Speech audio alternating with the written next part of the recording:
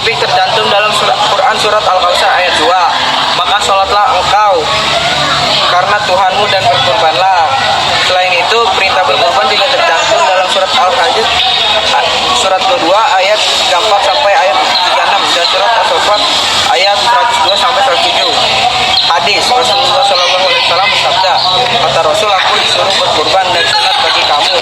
Hadis bin Qudsi, Rasulullah SAW juga bersabda, barang siapa yang mempunyai kemampuan tetapi ia tidak berkurban, maka janganlah ia menghampiri tempat sembahyang kami. Hadis riwayat Ahmad dan Ibnu Majah.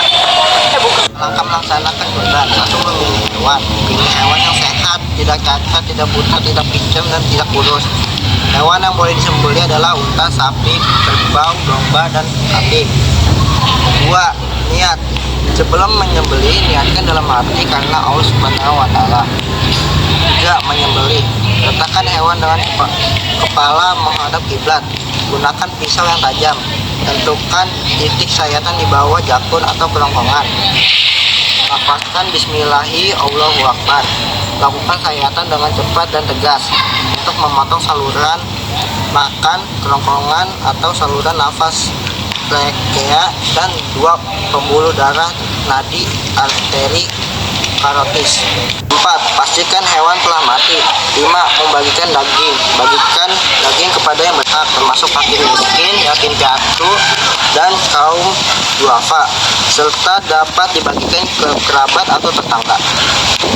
Sebelum kita memotong hewan, kita berdoa terlebih dahulu. Bismillahirrahmanirrahim. Nawaitu al-muwaqoda an-nafsi lillahi ta'ala. Bismillahirrahmanirrahim. Allahumma sholli ala Sayyidina Muhammad wa ala ali Sayyidina Muhammad. Allahu Akbar, Allahu Akbar, Allahu Akbar. Alhamdulillahirabbil alamin. Dari bawah ke atas kan? Iya. Betul. Dah.